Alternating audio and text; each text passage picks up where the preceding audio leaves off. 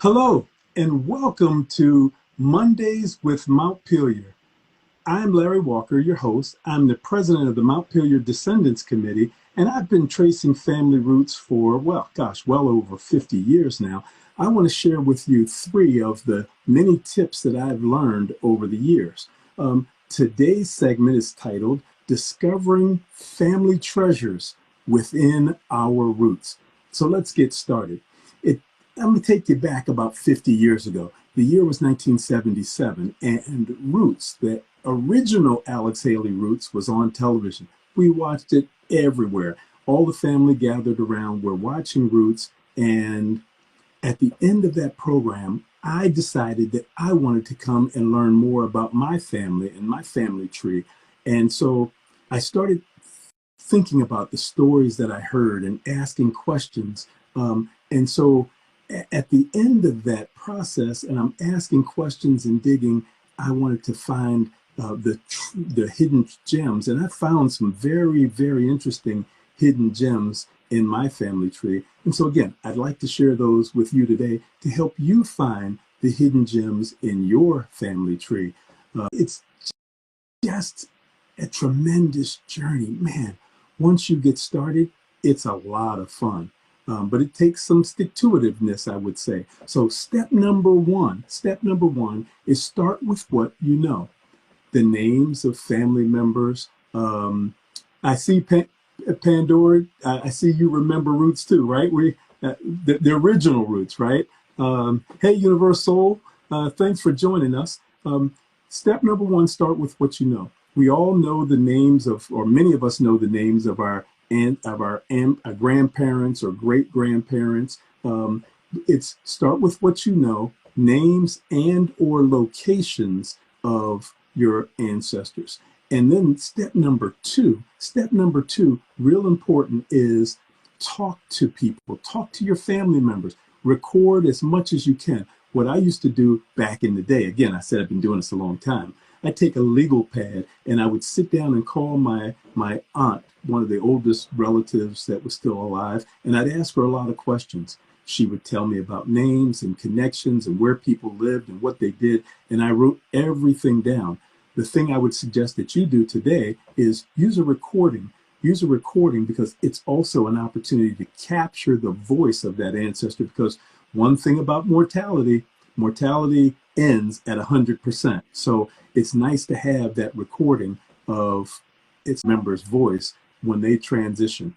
But equally important, capture all that they say, because these family members are going to be a rich, rich source of information. It's kind of like they're going to give you a lot of crumbs. And I like to think of, collecting crumbs. And if you stick with it, it's going to be the cake that you'll use to celebrate this journey as you go through the process. So step number one, start with what you know, names and location. Place is very important. Step number two, have conversations with as many family members as you can and gather that information. We're going somewhere here. And let me tell you a little bit about what I learned about my experience along the way and show you how it ties into Montpelier. So my name is Lawrence Ellis, my first name Lawrence, my middle name Ellis. And I asked my mother once when I was young, who I was named, how did I get my name? And so she told me I was named after my father's older brother, Lawrence, and after her uncle, Ellis. Well, I was a little confused because I didn't know she had an uncle named Ellis. Her uncle Ellis, we all called Buster. So that's the only name I knew him by, just like I only knew my name was Larry growing up until one day when I started schooling. But that's a different story. But my Uncle Buster, what the family did was they gave a male the middle name or first name of the maternal line, so that my maternal family would always be connected, because so often when women married, they took the surname of the husband, and down through generations, their surnames could be lost. And so my Uncle Buster, Ellis Jackson, was, in fact, his name was Ellis Starks Jackson. So his middle name was after his mother's family line.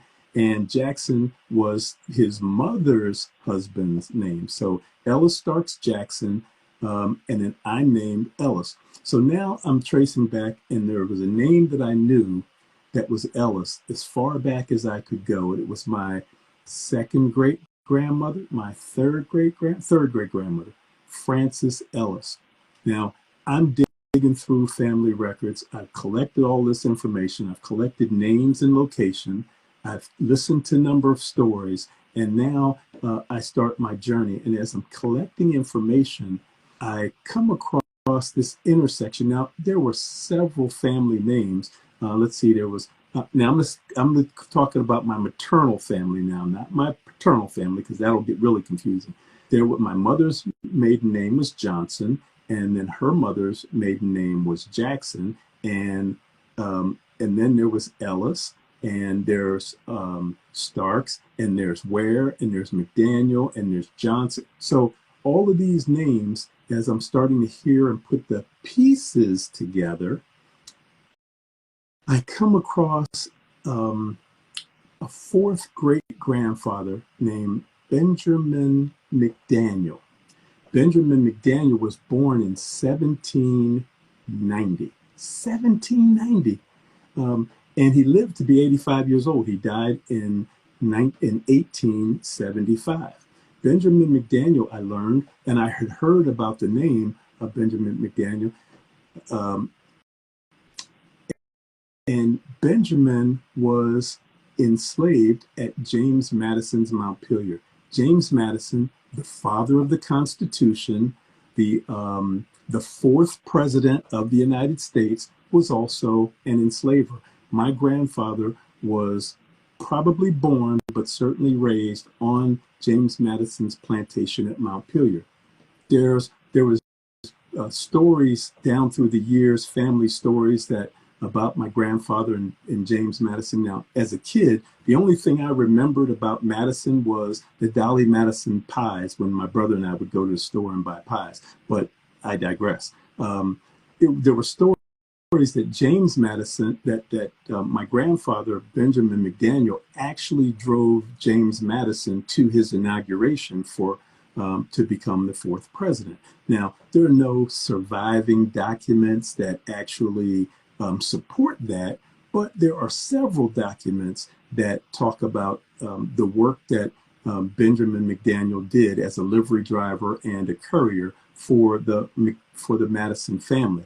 In fact, there's a museum in New York that has one of the few handwritten documents from Dolly Madison that was written on June 1st, 1843.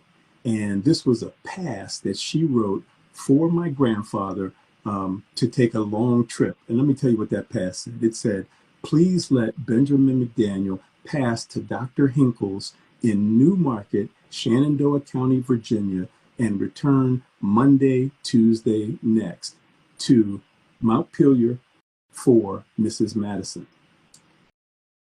That trip to Shenandoah, Virginia from Orange, Virginia was more than 100 miles one way, more than 100 miles one way. So it's pretty clear that Mrs. Madison probably had a great deal of confidence and trust in Benjamin that he would return.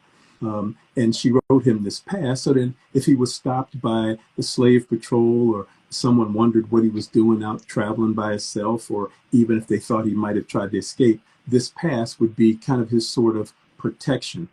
When I first saw that piece of paper, it really chilled me, because born free, it really made me realize how limited and yet how resilient the lives of our enslaved ancestors must have been. Now, while Dolly Madison may have had a lot of confidence that he'd come back, I think for Uncle Benjamin, who is in his 40s now, he's got a wife, Patsy Pierce, and children that are on another Orange County plantation. So they're not at Montpelier, they're at another plantation. Now, he's driving a horse and buggy all over the place, and certainly Shenandoah County, Virginia is near Pennsylvania. And I used to think, gosh, why didn't he just, go a few more miles, he's got this pass and skip out across the Mason-Dixon line for freedom in Pennsylvania. But that would have meant him leaving his family, leaving those closest and dearest to him. And it makes me really remember how important it was for our enslaved ancestors who did seek freedom, the choices that they had to make when they decided to escape, and or the challenges that they had along the way. And so Benjamin clearly didn't run away. He stayed and came back. And I'm glad he did, because that has me here. Hey, do any of you have any stories about hidden gems in your family that'll trace you back to? Everything is significant. Everywhere we go is significant. But put them in the chat. Let's hear from you if you have any hidden stories. And remember, the thing we want to talk about today, discovering family treasures within our roots. Step number one, start with what you know. You know more than you think you know. A lot of people say, I don't know how you do this. Well, I've been doing this over the years, but I didn't know what I know now when I first started. So every good journey starts with that first step. Start with what you know. Item number two, talk to as many family members, as many people as you can think of that may know nuggets of your family history. And then item number three,